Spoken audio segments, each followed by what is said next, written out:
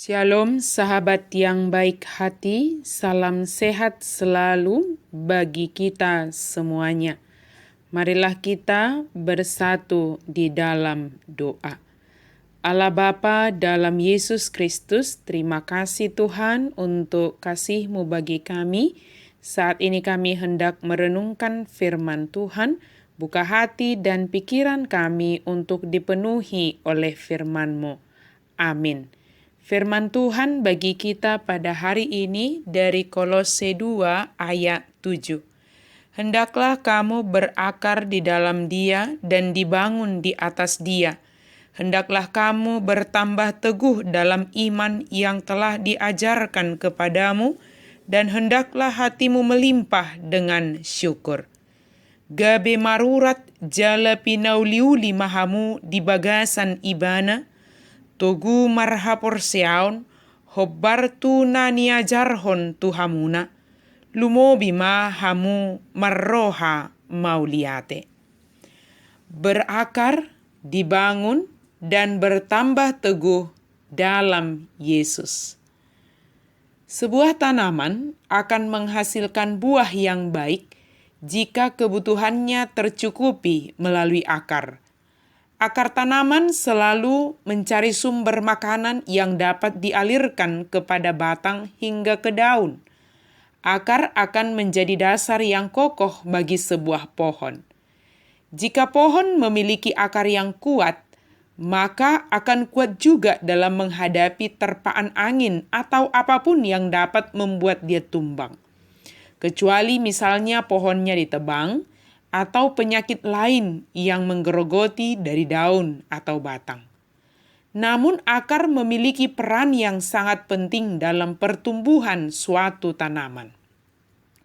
Paulus memakai ilustrasi tentang keadaan kita yang berakar di dalam Kristus.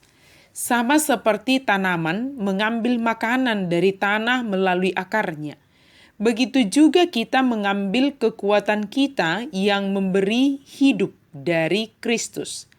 Semakin banyak kita menyerap kekuatan dari Kristus, menerima kekuatan dari Kristus, semakin sedikit kita diperdaya oleh orang-orang yang secara palsu mengklaim bahwa mereka memiliki jawaban atas berbagai masalah kehidupan. Jika Kristus adalah kekuatan kita, maka kita dikuatkan dalam menghadapi cobaan yang ingin menggerogoti hati dan pikiran kita. Berakar di dalam Yesus akan menjadi jaminan akan ketersediaan segala kebutuhan kita menjalani hidup ini.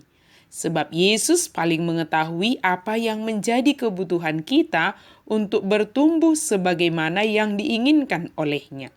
Walau terkadang kita merasa paling tahu apa yang kita butuhkan, yang mengakibatkan kita menjadi gampang goyah dan ditumbangkan oleh berbagai pergumulan hidup.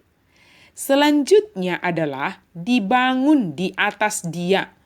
Yesus menjadi fondasi kehidupan kita. Segala bangunan akan berangkat dari titik fondasinya, dan kekokohan suatu bangunan adalah berdasarkan fondasinya.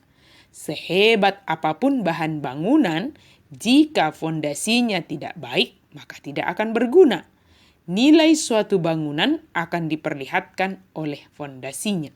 Maka hidup kita yang dibangun di atas Yesus, maka Dialah yang menjadikan kita satu bangunan yang kokoh dan kuat. Keberadaan kita menunjukkan siapa yang menjadi dasar hidup kita. Jika kita berakar di dalam Dia dan dibangun di atas Dia, tentu dampaknya adalah kita bertambah teguh dalam iman dan hati melimpah dengan syukur. Jika tidak ada jaminan bagi kita untuk tidak menghadapi pergumulan, kesulitan, masalah, dan tantangan.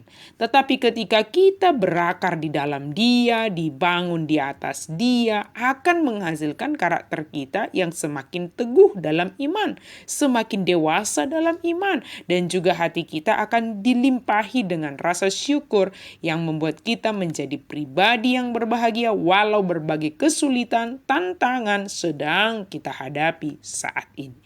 Pergumulan, sakit penyakit, atau apapun yang sedang kita alami sekarang ini tidak sanggup merenggut rasa syukur dari hati kita.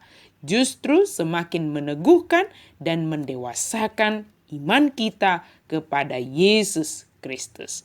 Amin, mari kita berdoa. Terima kasih Tuhan untuk firman-Mu.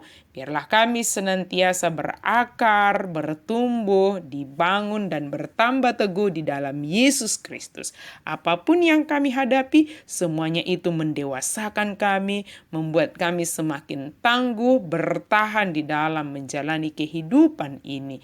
Terima kasih Tuhan, berkatilah saudara-saudara kami juga yang menghadapi pergumulan, Tuhan yang memampukan, yang menguatkan mereka menghadapi pergumulannya. Berkati saudara-saudara kami yang sakit, Tuhan kasihanilah mereka, biarlah mereka merasakan tangan pengasihan Tuhan tetap menyertai mereka. Dalam nama Yesus kami berdoa dan bersyukur. Amin.